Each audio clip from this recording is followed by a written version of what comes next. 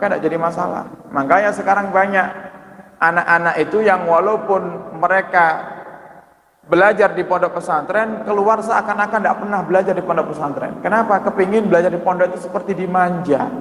Tidak ada. Imam Syafi'i sendiri mengatakan, ini imam madhab kita ini, Imam Syafi'i, beliau mengatakan dalam syairnya, man lam yadhuq murra ta'allumi sa'atan tajarra'a dhullal jahli tulla hayatihi. Siapa yang tidak merasakan pahitnya belajar ilmu, maka dia akan tersedak dengan pahitnya kebodohan nanti di masa yang akan datang.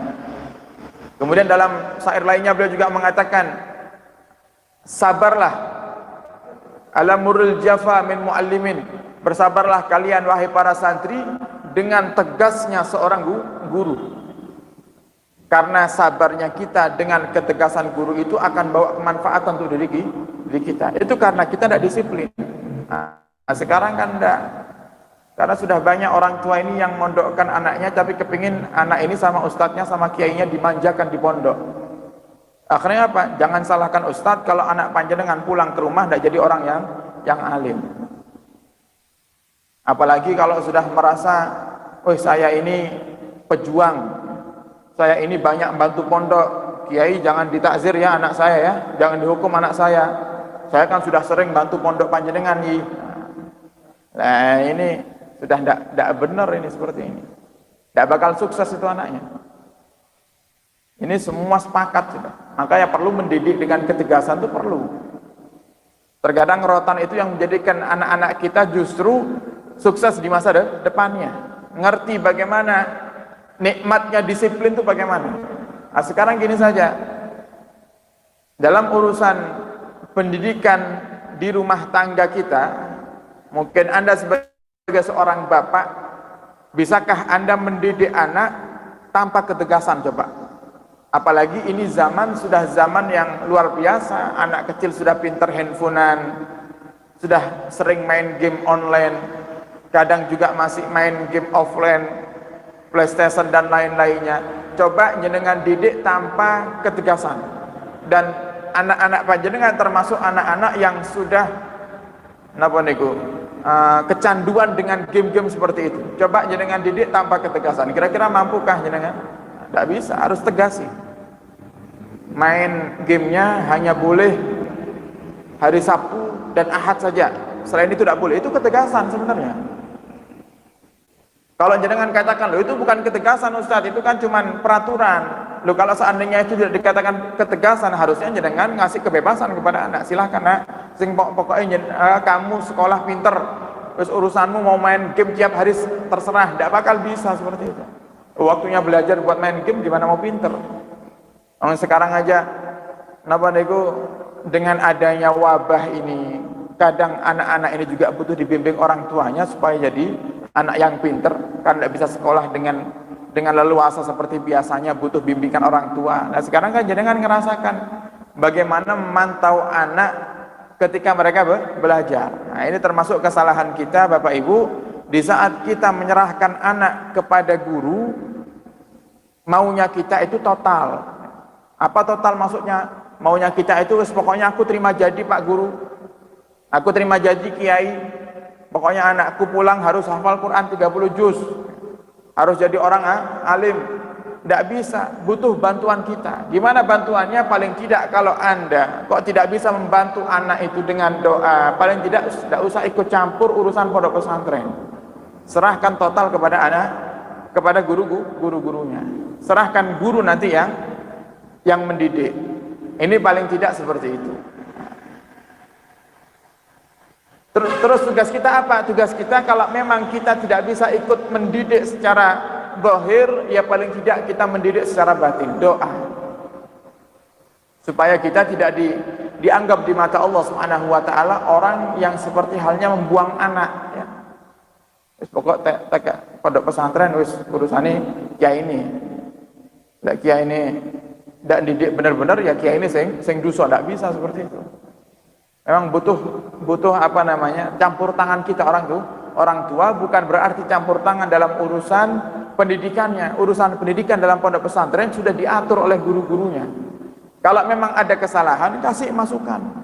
Bukan kemudian datang marah-marah, anak saya ini jangan dihukum terus. Loh, anaknya nakal. Kalau anaknya tidak nakal ya tidak kira dihukum. Ustadznya pun tidak gila gitu loh. Ustadznya pun juga bukan ustadz yang apa namanya, yang tidak punya akal, tiba-tiba marah-marah, kemudian santri jadi pelampiasan. Tidak ada seperti itu. Kalau ada seperti itu berarti yang perlu diperiksa ustadznya. Tapi saya rasa tidak ada ustadz seperti itu. Kalau emang ustadz beneran, tidak ada menjadikan santrinya pelampiasan, itu tidak ada. Tapi tujuan mereka mendidik dengan ketegasan agar anak-anak kita menjadi disiplin. Jadi ketegasan itu memang dibutuhkan. Tapi kekerasan yang tidak boleh.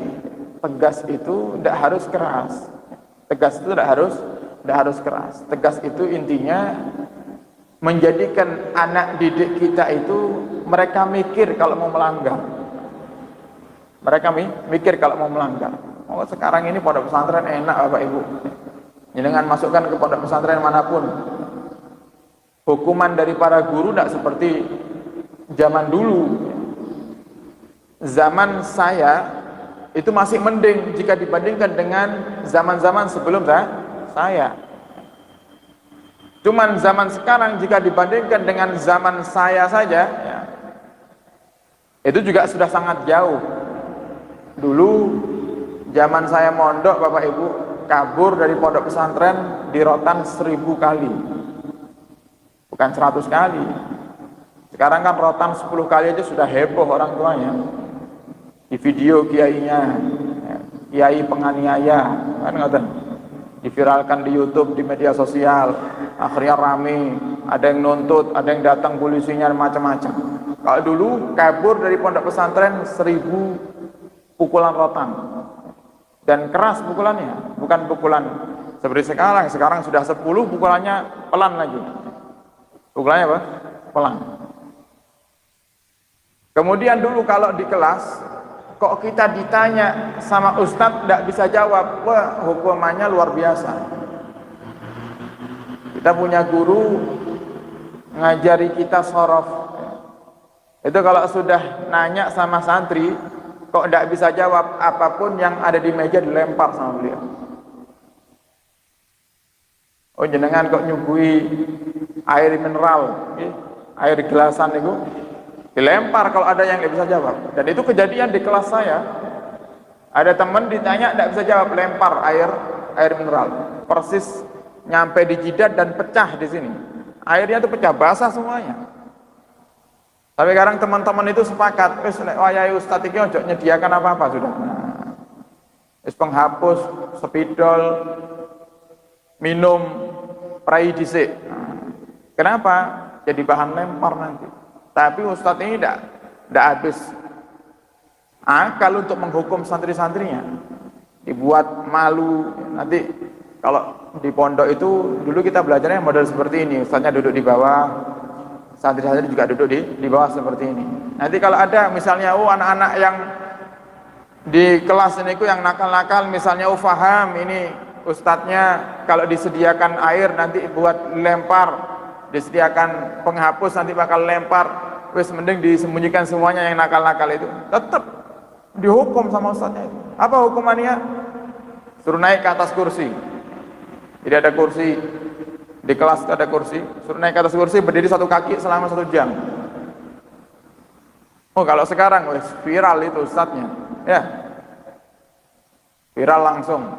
Kalau model-model ustadz seperti ini di zaman kita sekarang, makanya sulit untuk mendapatkan kesuksesan bagi seorang santri yang mereka terkadang tidak bebas, ustadz tidak diberikan kebebasan untuk mendidik mereka oleh orang tuanya. Ini pelajaran buat Anda yang memondokkan putra-putrinya, serahkan. Tidak ada ustadz kepingin nganiaya santrinya, itu tidak ada.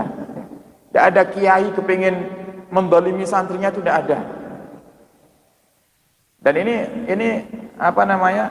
terjadi, ini ada suatu kejadian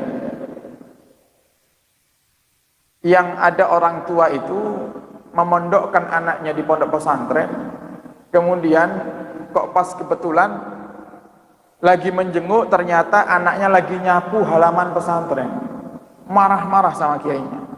Dia bilang, Kiai, Ustaz, saya mondokkan anak saya bukan untuk jadi babu, bukan untuk jadi pelayan, bukan untuk belajar ilmu. Tidak ngerti ilmu.